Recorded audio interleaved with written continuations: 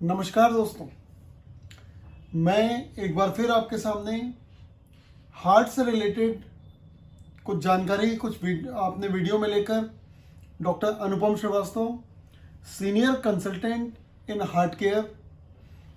मेरा अपना centre MP Jabalpur में और यहाँ पे कई जगहों पर मैं काम करता हूँ। इसके अलावा जो एक ओप्लस हेल्थ केयर करके चेन है जिसमें बहुत सारे उनके सेंटर्स दिल्ली, बॉम्बे, यूपी, राजस्थान और भी जगहों पे उनके जो सेंटर्स हैं उसमें भी मैं सीनियर कंसल्टेंट की हैसियत से जुड़ा हुआ हूँ, उनसे अटैच्ड हूँ। आज मैं आपको एक इन जनरल हार्ट डिजीज और उसका नॉन सर्जिकल ट्रीटमेंट जो लेटेस्ट ईसीपी आया हुआ है इसके बारे में कुछ इन जनरल जानकारियां दूंगा। सबसे पहले ये जान लें कि इसे कहते हैं कोरोनरी आर्टरी डिजीज। इससे जुड़े हुए कुछ मिथ्स और कुछ फैक्ट्स हैं जिनको मैं आपको बताना चाहता हूं। ये जो ब्लॉकेज होते हैं, ब्लॉकेजेस हार्ट की वेसल्स में, नलियों में अंदर की तरफ जमते हैं जो कि ब्लड सप्लाई को हार्ट की मसल्स की तरफ जाने से रोकते हैं। यह बीमारी कोरोनरी आर्टरी डिजीज या कोरोनरी हार्ट डिजीज कहलाती है और बहुत ज्यादा कॉमन है। ये सबसे कॉमन हार्ट की डिजीज होती है जिसे इस्कीमिक हार्ट डिजीज भी कहते हैं। ये इस तरह से ब्लॉकेज होते हैं, ये जमते हैं। बट ये बात ध्यान रखें, मैं हमेशा कहता हूं और भी वीडियोस में बताया आपको कि हार्ट डिजीज जो है वो ब्लॉकेज नहीं, वो हार्ट में ब्लड सप्लाई जो रिड्यूस हो जाती है उसे कहते हैं, उसको मायोकार्डियल इस्कीमिया कहा जाता है। अब ये जो तरह तरह के टेस्ट इसके लिए किए जाते हैं, नॉन इन्वेजिव एंजियो का है, तो इस बीमारी के जो ट्रीटमेंट है वो कितने अपने पास। बड़ी मजेदार बात यह है कि कुछ अमंग डॉक्टर्स में भी एक सर्वे किया गया कि हार्ट डिजीज का ट्रीटमेंट जिसे रिवेस्कुलाइजेशन कहते हैं कौन कौन सा है, तो अधिकतर डॉक्टर्स ने 2 का जवाब दिया कि एंजियोप्लास्टी और बाईपास सर्जरी। तीसरा भी है जिसे हम ईसीपी कहते हैं, एक्सटर्नल काउंटर पल्सेशन या फिर एनहांस्ड एक्सटर्नल काउंटर पल्सेशन। पहले बाईपास सर्जरी की जाती थी। बाईपास सर्जरी पैर की या हाथ की नस को लगा के जोड़ा जाता है हार्ट में। इसमें हैवी कॉस्ट, एक्सपेंसेस, जो भी दिक्कतें और सर्जरी की होती हैं। तो $1 मिलियन क्वेश्चन ये हुआ कि क्या हम बाईपास सर्जरी को अवॉइड कर सकते हैं ताकि रिस्क, कॉम्प्लिकेशंस और उस बाकी जो हैवी कॉस्ट और बाकी परेशानियां जो एक इवन डेथ रेट्स हैं इसमें, तो क्या इसको अवॉइड किया जा सकता है। उसके बाद आई एंजियोप्लास्टी। एंजियोप्लास्टी के साथ कुछ प्रॉब्लम्स ये आए जो कि लेस इन्वेजिव थी, लेकिन इसमें दोबारा ब्लॉकेज होने की संभावना आई, हार्ट अटैक भी होने लगे उसके बाद। पर फिर भी इसके ऊपर रिसर्चेस की गई तो पाया गया कि जब हार्ट अटैक हो या इमरजेंसी हो तब एंजियोप्लास्टी तो जरूर करना चाहिए, लेकिन अगर कोल्ड केसेस की, कूल केसेस की, रूटीन केसेस की, स्टेबल केसेस की अगर एंजियोप्लास्टी की जाती है तो ये हार्मफुल साबित हो सकती है। ये अमेरिका में इसके बारे में, यूरोप में इसके बारे में काफी रिसर्च हुई और कंफर्म हुआ कि कोल्ड केसेस की एंजियोप्लास्टी में क्लॉटिंग रिस्क होती है, आगे हार्ट अटैक की रिस्क होती है। और ये क्लास 2A से ऊपर अगर की जाए, मतलब जो स्टेबल केस जो घूमते रहते हैं, चलते रहते हैं, अगर आप हॉस्पिटल में एडमिट नहीं है, अगर आप इमरजेंसी में नहीं है, अगर आपको हार्ट अटैक नहीं हुआ है, तो एंजियोप्लास्टी कराना आपके लिए जरूरी नहीं होता। ये मैं नहीं कह रहा, ये रिसर्च रिपोर्ट्स और सर्वे रिपोर्ट्स में बहुत सारे हुए सर्वे, उसमें करेज स्टडी हुई और भी कई तरह की इस्कीमिया ट्रायल्स, ये सब में ये पाया गया। अब एक रिसर्च ये हुई कि कंपेयर किया गया medical non surgical treatment, medical treatment और एंजियोप्लास्टी को, तो उनके रिजल्ट्स में, बेनिफिट्स में कोई बहुत डिफरेंस नहीं पाया गया। तो हम किस लिए करेंगे ये बताएं आप, है कि नहीं। अब आप आगे बढ़ेंगे कि हम इसमें और क्या ऑप्शंस हैं हमारे पास। हमारे पास जो ऑप्शंस हैं वो बहुत ज़्यादा नहीं है। इसमें एक अप्रूव ऑप्शन हमारे पास है जिसे कहते हैं नॉन सर्जिकल बाईपास ट्रीटमेंट या EECP, एनहांस एक्सटर्नल काउंटरपल्सेशन, जिसके बारे में मैं अपने काफी वीडियोस में बता चुका हूं। ये कोलेटरल्स डेवलप करते हैं। नेचुरल या नॉन सर्जिकल बाईपास इस टेक्निक के जरिए डेवलप हो जाता है। ये इस तरह की एक मशीन होती है जो मैंने कई बार आपको बताई। इसका लाइव डेमो भी मैं बता चुका हूं। पेशेंट बेड होता है और एक कंप्यूटर साथ में होता है। ये जो कंप्यूटर है हार्ट रेट को रीड करता है और उसके जरिए जब हार्ट फैल रहा होता है तब हार्ट में ब्लड सप्लाई पंप करता है। ये बड़ी ऑटोमेटिक मशीन है, बहुत ही हाईली टेक्निकल मशीन है। ये बहुत जगह लग गई है और ये देखिए ये प्रूवन है, हर तरह की अथॉरिटीज से प्रूव हो चुकी, रिसर्च रिपोर्ट से और सभी तरह से। अब इसके फायदे क्या है? ये लेस एक्सपेंसिव है, इसमें कोई रिस्क नहीं है, कोई कॉम्प्लिकेशन नहीं है, एनेस्थीसिया नहीं देना पड़ता, पेशेंट को एडमिट नहीं करना पड़ता और किसी तरह के कोई साइड इफेक्ट्स नहीं है, कोई कॉम्प्लिकेशंस नहीं है। इतना अच्छा ट्रीटमेंट जो है वो देखिए, no pain, no surgery, no hospitalisation,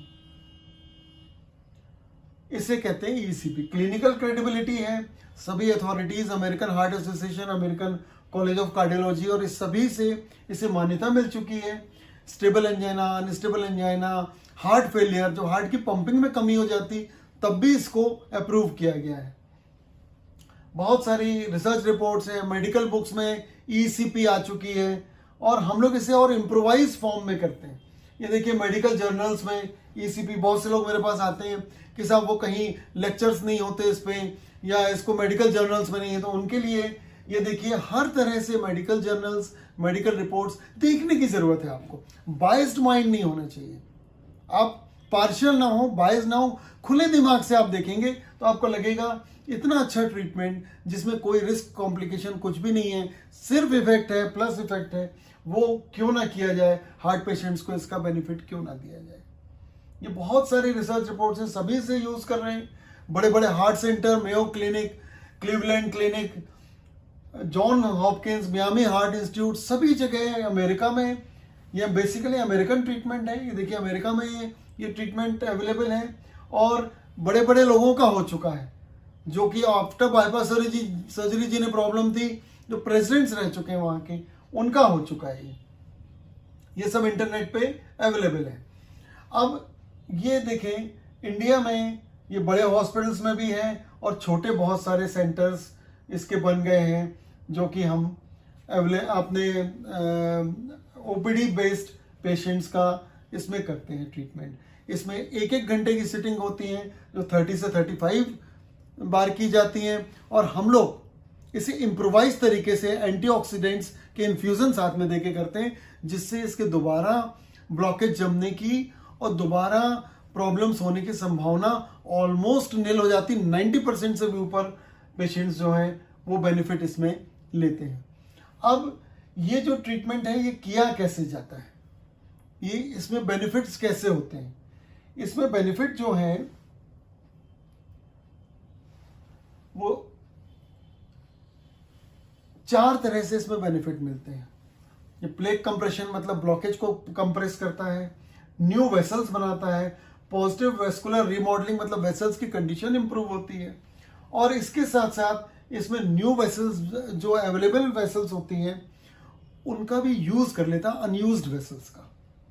इस तरह से जो देखिए झाड़ी नुमा हार्ट का वेस्कुलेचर होता है और इसमें ये न्यू वेसल्स जनरेट करके इसे ECP पेशेंट्स को इंप्रूव कर देती है।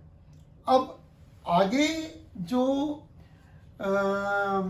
डैमेज हार्ट में होता है वो भी धीरे धीरे ECP के बाद इंप्रूव हो जाता है और ये प्रूवन है, बहुत सारे रिसर्च रिपोर्ट से ये प्रूव हो चुका है। ठीक है जी, इसके बारे में मैं आपको बेनिफिट्स बाद में बताऊंगा। अब मैं आपको ये बता देता हूँ किया किन पेशेंट्स का किया जाना चाहिए। हार्ट में ब्लॉकेज होना, हार्ट में कमजोरी होना जिसे LVF या LV डिस्फंक्शन कहते हैं, कंजेस्टिव हार्ट फेलियर, दोनों तरफ का हार्ट फेल होना या मल्टीपल ब्लॉकेज जिनकी बाईपास सर्जरी नहीं की जा सकती। एक सिंपल उसूल है, अनफिट हार्ट पेशेंट या unwilling for surgery heart patient, ये दोनों के लिए और माइक्रोवेस्कुलर डिजीज जिनकी छोटी वेसल्स में ब्लॉकेज मिलते हैं, उनके लिए ये ट्रीटमेंट द ओनली ऑप्शन है। अब कुछ इसमें यूनिक फीचर्स हैं, ये सारी चीजें मैं आपको बताऊंगा। अब आप ये देखें, कंजेस्टिव हार्ट फेलियर के अलावा हाई ब्लड प्रेशर वाले पेशेंट्स का भी किया जा सकता है। डायबिटीज में इसमें बहुत सारे बेनिफिट्स हैं, डायबिटीज के पेशेंट्स का किया जा सकता है, जिसमें उनके कॉम्प्लिकेशंस, पैरों के कॉम्प्लिकेशंस, हार्ट के, किडनी के, सब बचाए जा सकते हैं। कुछ रिसर्च रिपोर्ट्स आई हैं जब ब्रेन में ब्लड सप्लाई रुक जाती है और लोगों को पैरालिसिस या और भी तकलीफ है, न्यूरोलॉजिकल डेफिसिट हो जाता है, उसमें भी न्यू वेसल जनरेट करके ये काम करता है।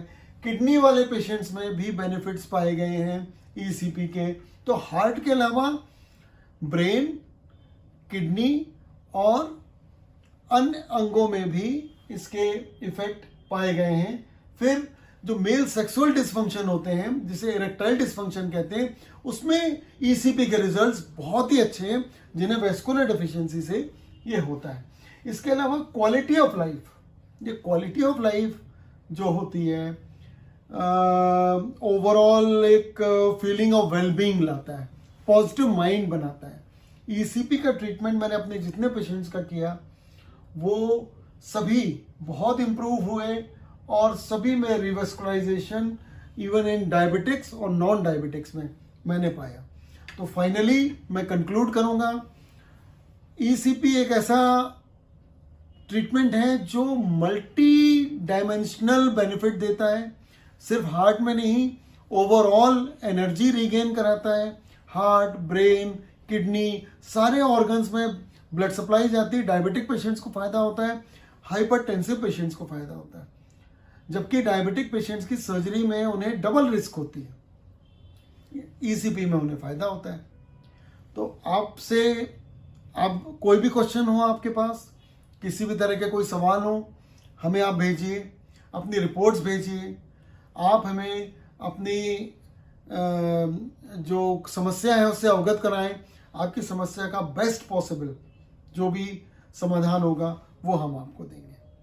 इसी तरह हमारे वीडियो देखते रहिए, हमें चैनल सब्सक्राइब कीजिए और आगे आने वाला अगर आप किसी विषय पे वीडियो चाहते हैं तो हमें वो भी बताएं, हम उस पर वीडियो बनाने की पूरी कोशिश करेंगे। नमस्कार।